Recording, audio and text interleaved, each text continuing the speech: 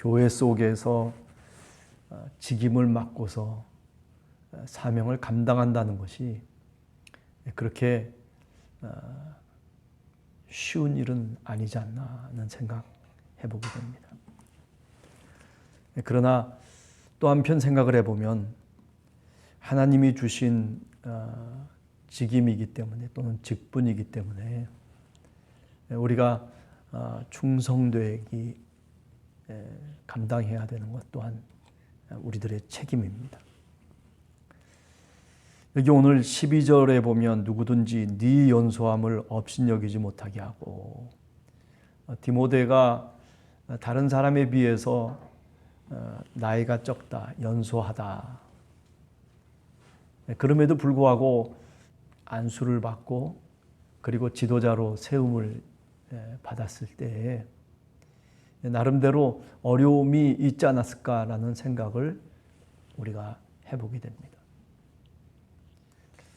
교일이라고 하는 게 사실 나이를 통해서 하는 건 아니지 않습니까? 누가 나이를 많이 먹었다, 나이를 적게 먹었다라고 하는 그런 문제가 아니라, 그죠? 연소하냐 아니면 그렇지 않느냐의 문제가 아니라 얼마만큼 감당할 수 있는 능력을 하나님께 구하느냐, 이게 문제인 거죠. 자신의 부족함을 느끼면서 주님이 지신 그 십자가를 지고 나를 따르라고 하신 그 말씀을 쫓아서 따르고자 내가 수고하고 애를 쓰는 것이 직분을 가진 사람들의 본분이다. 그렇게 오늘 또 생각을 해봅니다. 그런데도 불구하고 많은 사람들이 종종 디모데를 향해서 그러는 거예요. 나이도 어린 친구가 나이도 몇 살 안 먹었는데 보롱어린 손가락질을 하는 거죠. 특별히 우리가 디모데 전서를 쭉 읽어보면서, 목회서신을 읽어보면서 그런 사람들이 있었다는 거거든요. 그러자면 율법을 강조하고 또는 영지주의자들 편에서 여러 가지 복잡한 신화들의 어떤 이야기들을 즐겨했던 사람들, 이 계급을 중요하게 생각하거든요. 이제 그런 면에서 지금 사도 바울이 디모데에게 네가 연소함으로 인해서 그런 손가락질을 오히려 받지 않도록 더 열심을 다해서, 전념을 다해서, 전심을 다해서 전력 투구하라, 그렇게 이제 얘기를 하는 거죠. 자, 그래서 오직 말과 행실과 사랑과 믿음과 정절에 있어서 믿는 자에게 본이 되라. 본이 되어야 되는 부분들에 대해서 얘기를 했어요. 믿는 자의 말하자면 모범이 되라라고 하는 것 아니겠습니까? 우선 첫 번째는 말과 행동, 일치해야 되는 거죠. 그죠? 말은 이렇게 그럴싸하게 얘기하는데 행동이 따라주지 않는 거예요. 우리 예수님이 그 당시 바리새파 사람들을 향해서 예수님이 비난했던 것 가운데 하나가 뭡니까? 경고했던 것 하나가 외식하지 말라는 거거든요. 겉과 속이 다른 것. 사람이 늘 일관성 있게 좀 모자라도 괜찮아요. 좀 내가 부족해도 괜찮아요. 어떤 때는 좀 넘어져도 괜찮아요. 다시 털고 일어서면 되는 거거든요. 내가 바로 그런 사람이라고 하는 것을 많은 사람들이 안다고 해서 뭐 내 자존심이 깎이는 것도 아니고 내가 열등감을 가져야 될 이유도 없고, 그런데 사람들이라는 게 세상 속에서 살다 보면 그렇습니까? 그죠? 생존 경쟁이라고 하는 울타리 속에서 살아가는 우리들, 마치 정글의 법칙처럼 강자만 살아남는 세계관 속에 우리가 살다 보면 우리도 모르게 교회 속에 와서도 그런 모습을 드러낼 때가 있단 말이죠. 그게 사실은 성경과는 굉장히 배치되는 거거든요. 그죠? 여러분들이나 저나 우리 모두가 다 마찬가지입니다. 함께하는 교회 성도들 한 사람 한 사람 다 부족한 사람들입니다. 뭐 세상에서 뭐 이런 일을 했고 또 저런 일을 했고 내가 뭐 과거에 이렇고 내가 오늘도 이렇게 살아가고 있다라고 하는 것, 그래요. 어떻게 보면 믿음으로 산다는 것이 참 대단한 일임에도 불구하고 우리는 늘 주님 앞에 어떻게 고백합니까? 우리가 부족한 사람입니다. 우리가 그렇게 늘 주님 앞에 기도하는 사람들입니다. 그렇죠? 사실 인생을 살다 보면 우리가 우여곡절을 겪으면서 그러면서 사실 살아가잖아요. 내가 좀 어려움을 당해도 시험 속에 있어도 그거 낭망할 필요가 없습니다. 나를 위해서 기도해 주는 사람이 분명히 있어요. 목사님이 기도해 주든지 아니면 장로님이 기도해 주든지 누군가가 나를 위해서 지금도 사실은 이 새벽에 무릎을 꿇고 기도하는 사람이 있단 말이죠. 우리가 잘 알듯이 로마서에 보면 7장에 성령이 말할 수 없는 탄식으로 우리가 기도할 수 없을 때에도 성령께서조차 우리를 위해서 대신 간구하신다. 아버지 하나님께 성령이 간구하신다 라고까지 사도 바울이 말하고 있는 것 우리가 잘 알지 않습니까? 그래요. 믿는 자들에게 하나님이 이런 부족하지만은 그러나 능력을 주시고 그리고 지혜와 믿음을 주셔서 우리가 겉과 속이 다른 사람이 아니라 겉과 속이 일치될 수 있는 그런 신앙인으로 성장하기를 주님께서 원하시는 거죠. 사도 바울 선생이 그런 얘기 하지 않습니까? 약할 때 강함이라.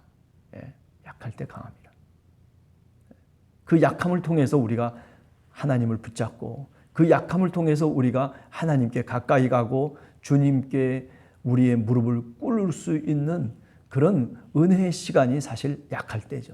넘어졌을 때, 그죠? 지쳐 있을 때, 그럴 때 다시 나를 재촉시키시는 분은 바로 성령 하나님이십니다. 자, 그리고 뭐라고 얘기합니까? 사랑과 믿음과 정결. 이런 것들을 통해서, 이런 모습을 통해서 많은 사람들에게 본을 보이라. 그렇게 얘기하고 있어요. 말과 행동이 일치하고, 그리고 사랑과 믿음과 소망, 여기 정결이라고 하는 말은 순결이라고 하는 말이죠. 순결한 마음. 사람이 까달스러운 사람보다는요, 순진한 사람이 좋은 겁니다. 순전한 마음으로 늘 그렇게 하나님을 바라보고 그렇게 하나님을 믿어 살아가는 사람. 어찌 보면 이런 사람들이 교회 속에서 헌신하고 그리고 다른 사람을 섬길 줄 알고 충성과 기도로서 무릎을 꿇을 수 있는 사람이 아닐까라는 생각을 해봅니다. 사랑과 믿음. 우리가 고린도전서 13장에도 보면 여러분들이 잘 아시는 것처럼 믿음, 소망, 사랑. 정말 귀중한 덕목들 가운데 하나임에 틀림이 없습니다. 아니, 우리가 세상을 살아가면서도 마찬가지입니다. 인생을 살아가면서 이런 사랑과 믿음 너무나도 귀중한 겁니다. 사랑을 받지 못하고 살다 보면 남에게 사랑을 줄 수가 없어요. 부모로부터의 사랑을 받느냐 아니면 내 옆에 있는 누구로부터의 사랑을 받느냐라고 하는 것, 그것도 사실 심리학적으로 보면 참 중요한 문제이겠지만은, 그러나 예수 그리스도를 믿는 사람은 그죠? 영원한 아버지이신 하나님이 계세요. 아버지 하나님, 우리가 늘 기도할 때마다 부르는 바로 그 이름, 그 아버지 하나님의 사랑. 아니, 예수 그리스도를 우리가 얼마나 찾고 그리고 우리 입술로 부릅니까? 그렇죠? 그 예수 그리스도, 우리를 위해서 십자가에 달려 돌아가신 그분의 사랑. 사도 바울도 늘 목회하면서 바로 그분의 사랑을 늘 느끼면서 목회를 했어요. 많은 사람들에게 편지를 쓸 때에도 로마서 8장에 보면 하나님과 우리와 이 사랑의 관계를 끊을 자가 누가 있겠느냐. 예수 그리스도를 통해서, 십자가를 통해서 우리에게 은혜를 주신 그 예수 그리스도의 놀라우신 은혜를 누가 감히 막을 수 있겠느냐는 거죠. 내 하나님 아버지로부터 예수 그리스도를 통해서 우리가 은혜를 받은 그런 사람임에 틀림이 없습니다. 그래서 남에게 그 사랑을 나눠줄 수 있는 사람으로 이제 성숙된 삶을 살아야 된다는 거죠. 조금 더 양육받고 가르침을 받고 그리고 기도의 생활과 경건의 생활을 통해서 우리가 보다 더 진전을 이루죠. 믿음의 진전이라고 하는 것이 분명히 있는 겁니다. 뭐 한 번 믿으면 그걸로 모든 것이 끝나는 것이 아니라, 그죠? 믿음의 내용은 결국 알아가는 거예요.